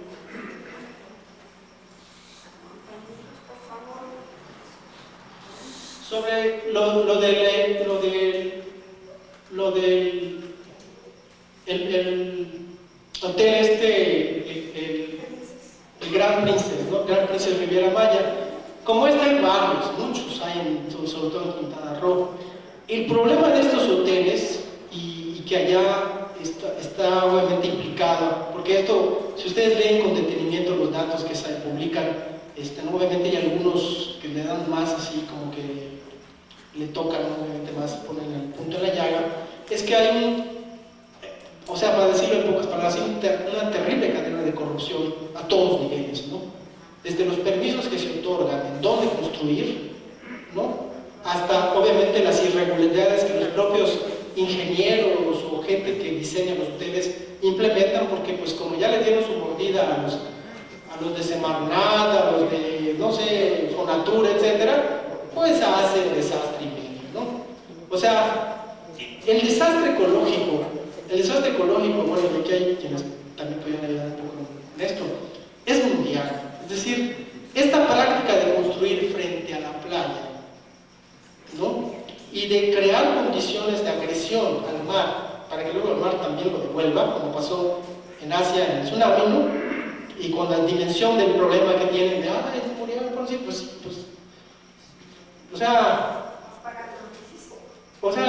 yo me acuerdo cuando llegó el huracán Gilberto a Yucatán en el 88. Me acuerdo, bueno, había una señora, me gusta mucho la música, una señora que compraba yo música, y un día fui a comprar música y estaba la señora desolada, ¿no?, porque dice, toda mi casa desapareció, dice. Le digo, ¿y dónde la tenía usted construida? Estaba frentito al mar. Me dice, pura playa que no. Le digo, pues qué bueno, le digo. Pero lógicamente hay zonas actualmente en la propia península, como para que vean ustedes, que son prácticamente focos de contaminación y que los propietarios no hacen nada. O sea, realmente, literalmente problemas de erosión y de contaminación costera propiciada por esta irracionalidad del ser humano, ¿no? Y como digo, la sugerencia que hacen algunos especialistas es no construir ni delante ni encima de la primera duna costera. O sea, siempre te dicen, bueno, si están invadiendo el mar, construir detrás de la segunda duna costera para que el mar haga sus propias limpiezas y reflujos, etc., ¿no? Y en lo particular yo les digo, o sea, en personal, yo hace 15 años, de verdad suena feo porque dice uno, no es posible que un personaje esté diciendo esto. Yo hace 15 años que no me meto a nadar. Y les digo porque a lo mejor tengo problemas en la piel, pero me meto al mar, sobre todo en determinadas épocas, y salgo irritado, o sea, me afecta, ¿no? Y esto, después de cuando empezaron a salir todos los estudios de la contaminación por ¿cómo se llaman los que se ponen? Los protectores, y que la gente está con su chela a tomar al mar y su vinito, muy bonita la bohemia, pero también estamos dando las cosas, ¿no? Estamos contaminando y eso literalmente está pasando, ¿no? O cierto tipo de mariscos que son los que tienen la mayor facilidad para retener cierto tipo de metales, ¿no? Que ves de pronto gente que come mariscos y qué rico, ¿no? Pulpo, camarón, y están todos colorados al rato, ¿no? Entonces, en el hospital, o sea, esos son problemas que ocurren, ¿no? Frente a este desastre, ¿no? Y eso, como les digo, es una cadena de corrupción que al no respetarse, pues genera esas situaciones, ¿no? Y estos megadesarrollos, pues, son los primeros en un momento dado que lo padecen. Hay una tendencia que yo he observado, no sé qué tanto en un momento dado puede estar incidiendo, de cómo cuando con este conocimiento de los huracanes han llevado precisamente estos megadesarrollos a irse a ocultar precisamente hacia Campeche, y sobre todo en la zona, muy poquita zona de playa que hay en Campeche, ¿no? Por las características de él, ¿no? Entonces, pues bueno.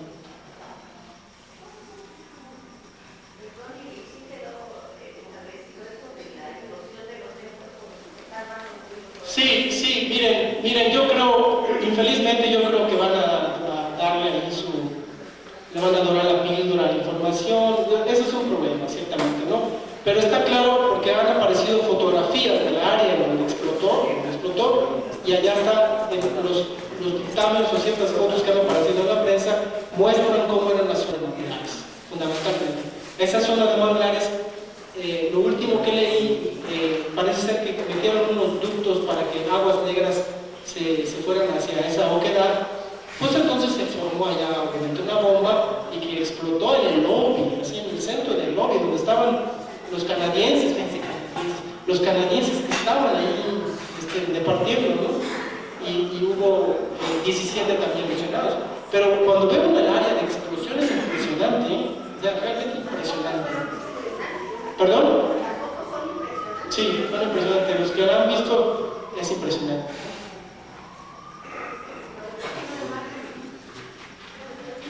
Sí, bueno, miren, lo del pepino de mar está asociado evidentemente a una demanda que viene también de los países asiáticos, particularmente Japón, porque allá hay un consumo muy fuerte de estas especies marinas, ¿no? Algo que no es costumbre también en poblaciones locales, ¿no? Y ciertamente hay también mucha irregularidad, ¿no? Hay muchísimas irregularidades, hay un comercio muy fuerte del pepino de mar. Sí, es real. Es probablemente que hasta más, que hasta $120. Porque es algo parecido a lo que les comento de los chefs de Shul, ¿no? Que comercian precisamente con las comidas locales y las presentan como comida gourmet, ¿no?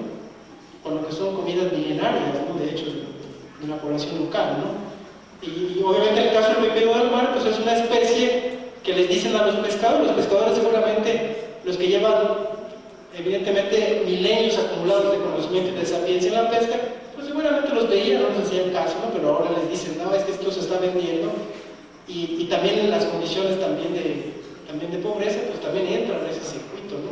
Es una cadena, como ustedes ven, es una cadena de tanto patrimonio natural como patrimonio cultural, ¿no? Y todo lo asociado a la cultura con respecto al patrimonio natural, ¿no?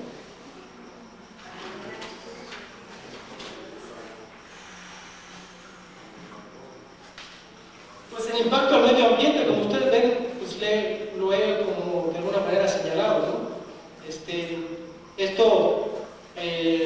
Digo, el problema del medio ambiente, si uno se mete a ver los grandes procesos de los cambios geológicos a nivel tierra, pues como dicen algunos, bueno, pues es que siempre ha sido así, ¿verdad?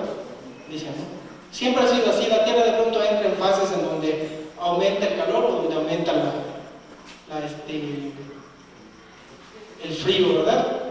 Y dice uno a estos que plantean eso, bueno, pero ¿y la población humana? ¿verdad?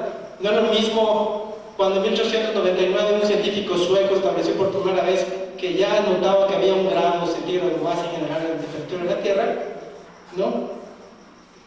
Que había cuántos millones de habitantes a nivel mundial, ¿verdad?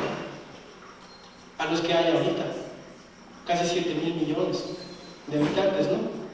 En donde evidentemente las hipótesis que hay que considerar de que la sociedad humana es ya un factor, bueno, ya tiene un factor de peso en el cambio climático, pues bueno, hay que tomarlo en cuenta, ¿no es cierto? Porque lo hemos visto en términos de dónde están, qué se está desarrollando, qué produce la industria, el problema del dióxido de carbono, todos estos llamados a estas grandes cumbres de que siempre se reúnen y ya veremos, y están aumentando y aumentando los problemas, ¿no? Y lógicamente pues, se requiere cada vez mayor presión ciudadana, evidentemente de algunos políticos para medio contener esto, ¿no? Las grandes irresponsabilidades que se acumulan en los últimos 20 años de desastres petroleros, híjole, los podemos contar, pero a pasto, ¿no es cierto? En Noruega, en México, ¿se acuerdan de Vishtok? Estuvo dale, durante 3 o 4 meses, ¡bum! O sea, en esa época me acuerdo que íbamos nosotros al mar y eran las bolas de chapopote, así, impresionante, ¿no?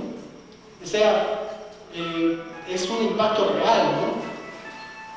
Y acá mismo en el DF se siente, ¿no es cierto? Acá mismo en el DF, yo recuerdo en el DF no podía estar sin chamarra durante todo el año a veces, porque venía hace mucho tiempo. Ahora, o sea, el player sport puedo salir en ciertos meses de calor, no está tan agradable, ¿no es cierto? Ese es el impacto, es por todos lados el impacto al medio ambiente. Y tiene mucha razón el compañero en términos de los planes estratégicos, porque ciertamente esas son las vías, ¿no? Son las vías que marcan hasta dónde, con quiénes, por dónde van a llegar, ¿no? Por ahí medio lo señalo, pero ciertamente si nosotros vemos cómo se han ido acordando esos planes, precisamente van primero de tratados de comercio, luego a tratados de libre comercio, luego a planes de desarrollo, donde ya se integran muchas cláusulas de estos planes, ¿no? Luego a planes más amplios que integran regiones, y luego a planes que integran no solo regiones sino países, ¿no? Ha sido la evolución. Y esto va a la par, como ustedes ven, con el conocimiento que se ha generado tanto a nivel subsuelo como a nivel suelo propiamente dicho, ¿no? O sea, si ustedes ven, por ejemplo, estas técnicas que son de lo peor que hay, se les ha dicho una y otra vez, tanto canadienses como japonesas, por esta práctica de la nueva minería, como ellos le llaman, de la extracción a cielo abierto, que implica arrasar con cualquier cosa, con cultura, con montañas, o sea, lo que le llevó a la Tierra a desarrollar miles de millones de años, estos cuates en 2 años de parte del agua, y quedan allí panoramas de suelo. Pero de San Luis. Sí, el Cerro San Pedro, ¿no? San Pedro y San Luis es uno de los ejemplos, ¿no? A nosotros nos tocó un poco pelear eso cuando estábamos aquí en el comité de investigadores, ¿no? De sacar desplegados, documentos, hacer presiones, ¿no? Precisamente para contener, pero estas presiones que se dan a nivel gobiernos y demás por las grandes capitales son muy fuertes, ¿no? ¿Y sigue la explotación en la minera Santa Cruz? Yo sé que sí. Sí. No, incluso ya se pasaron a otro lado, también. No me acuerdo ahorita. También están en el... Y con respecto, de alguna manera ya lo señalaba, el Estado global, política global, pues allá hay un debate, les puedo señalar, yo creo que algunos de los autores más relevantes, de hecho, nosotros trabajamos de manera muy directa con un sociólogo intelectual norteamericano, muy militante en contra de la globalización y obviamente una persona muy inteligente que se llama William Robinson, pero no estoy buscando los nombres.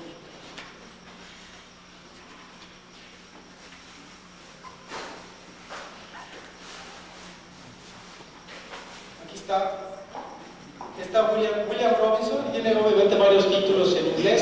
Ustedes pueden entrar a su página y pueden imprimir incluso sus trabajos. Hay algunas entrevistas muy interesantes que le han hecho en Colombia, que le han hecho aquí en México, en donde presenta evidentemente sus conceptos con respecto a lo que para él es el Estado transnacional. Él habla del Estado transnacional en los hechos, ¿no? Y de que en realidad está enmoradito, ¿no? Y inclusive él habla de que lejos de haber diferencias, en realidad hay acuerdos entre lo que es el gran capital norteamericano e incluso los intereses europeos. Dice que hasta los mexicanos de acuerdo en un momento dado, ¿no? Operan en ese sentido, ¿no? Es William Robinson. William Robinson. Y lógicamente hay otros autores que también trabajan en el tema. Lo que les puedo prometer es que le mando la literatura, toda la bibliografía que trabajamos en el proyecto ustedes, y obviamente los que vean que trabajan globalización, transnacionales y demás, esos autores obviamente pueden conseguir, en algunos casos hay libros aquí de México que se pueden conseguir, como los de Harvey.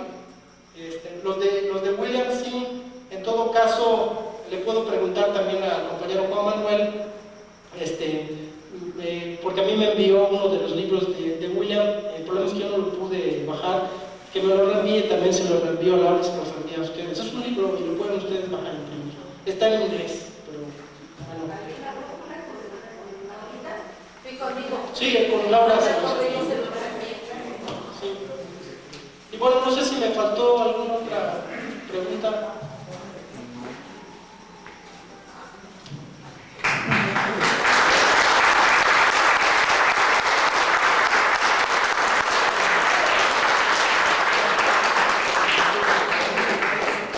Yo nada más quería que, a ver chicos, no se me vayan. Vamos a darle las gracias. Yo quería hacer una pregunta más, pero ya todos estamos a punto de reventarnos aquí de cansancio. Lo vamos a dejar, se lo voy a dejar de tarea. Le quería mencionar, ¿se acuerdan la nota que les enviamos con la invitación del maestro? Abajo del correo venía una nota que habla sobre la intervención americana en el ejército en México, de la declaración que hicieron los militares. Entonces, una parte de lo que dicen los militares ahí es que las guardias blancas que vienen de Estados Unidos donde están entrando directamente es en CONACYT y en la Semarnat. Entonces son curiosamente dos puntos que están muy vinculados en la CONACYT, pues tiene que ver con toda la evolución de la tecnología aquí en el país, en las medidas de chequeo, de contraespionaje, manejo de todo lo que son los datos de bancos de datos, de teléfonos, de internet, de correos electrónicos, y el lado de la Semarnat, pues precisamente lo que él está exponiendo ahora, que es el control de los recursos naturales. Entonces quería yo hablar un poquito de eso, pero mejor que nos lo platiquen en una próxima, porque ya todos estamos cansados, y mejor le vamos a dar un reconocimiento de parte de todos ustedes. Ahora le tocó aquí a nuestra querida Nereida que se lo dé. Doctor Iván, el Círculo de Estudios de la Brújula Metropolitana.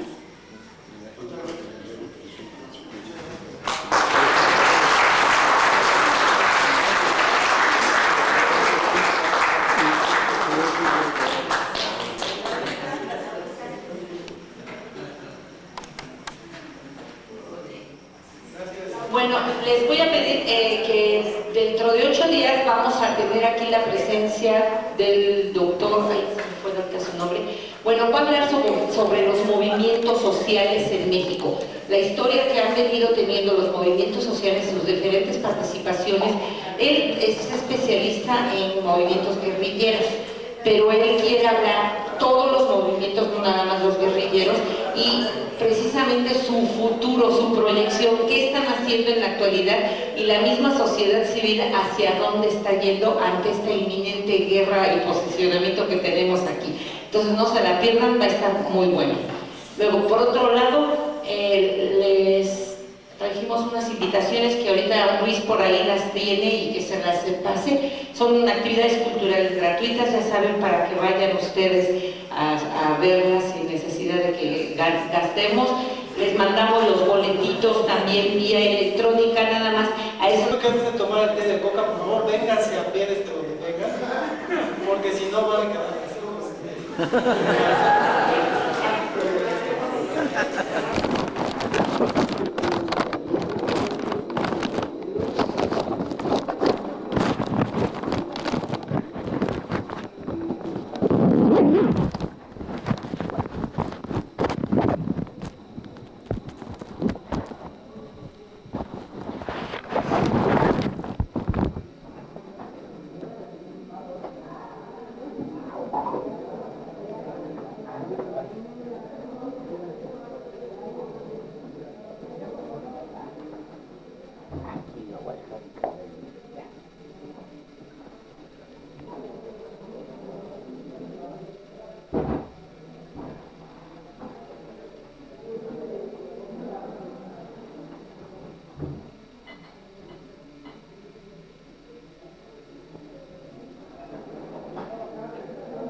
Esto así se queda, ¿verdad?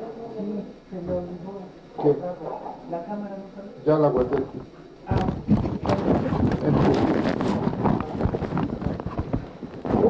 ¿Qué crees?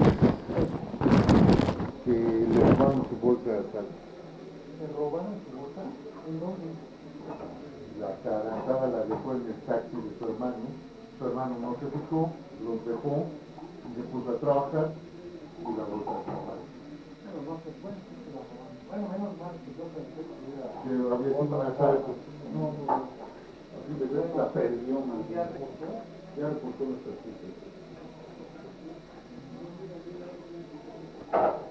Oye, ¿y qué van a hacer los niños? No, pues ya lo más importante era reportar las tarjetas. ¿Teléfono qué? ¿Tu teléfono?